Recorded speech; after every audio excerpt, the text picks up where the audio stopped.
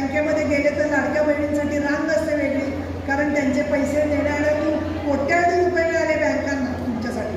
तर त्या बँकांना पण सांगायची वेळ आलेली आहे की तुमच्या उद्योगधंद्यांसाठी आमचे जे पैसे तुमच्याकडे 8 दिवस 10 दिवस राहतात, ते बघा सगळे एवढे कोटी रुपये, 45,000 कोटी रुपये या बँकांना मिळाले.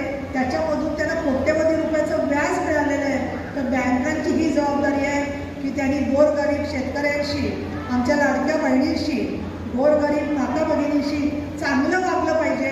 तुम्हाला गेल्यावरती बसायला खुर्ची दिली पाहिजे.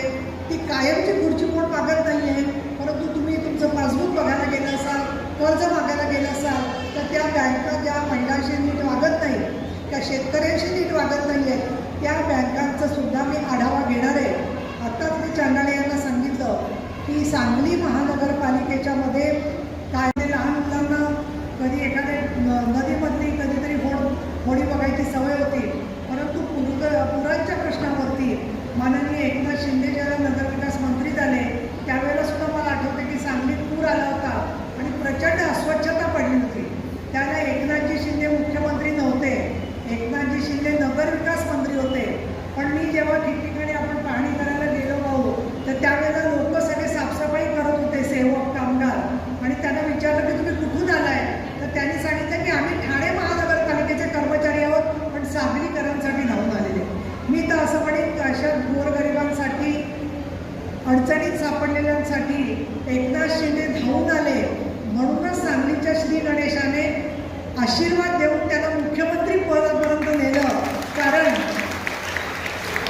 रावसाहेबजी, सांगलीमधून आपल्याला आमदार मिळणार आहे की नाही याचा विचार शिंदे साहेबांनी केला नाही. बाळासाहेब ठाकरे यांचा तो विचार होता की हा शिवसैनिक माझा आहे, मग तो आमदार नसला, खासदार नसला तरी आम्ही त्यांच्यासाठी काम करणार, आणि या भूमिकेतून आपण काम करत आलो. त्याच्यामुळे तुम्ही आता काही काळजी करायचं कारण नाही आहे. मला असं वाटतं की काही गोष्टीमध्ये आपण पुढे मारतो, चालतो, धावतो, खूप चालतो, पण तरीसुद्धा काचली. सकाळी चॅनेलवरती चालू होती की महिला बचत गटांची नोंदणी करून त्यांना सहकार्य करण्यासाठी जेव्हा त्या धर्मादाय आयुक्तांकडे गेल्या, तेव्हा इथल्या धर्मादाय आयुक्तांनी त्यांच्याकडे 40,000 रुपये मागितले, म्हणून त्यांना अटक झाली सांगलीमध्ये. त्यामुळे धर्मादाय आयुक्तांचे लोक जर का असं अधर्माचं त्या चुकीचं काम करत असतील तर त्यांची गाठ आमच्या शिवसेना महिला आघाडीची आहे, हे मला या ठिकाणी सांगायचं आहे.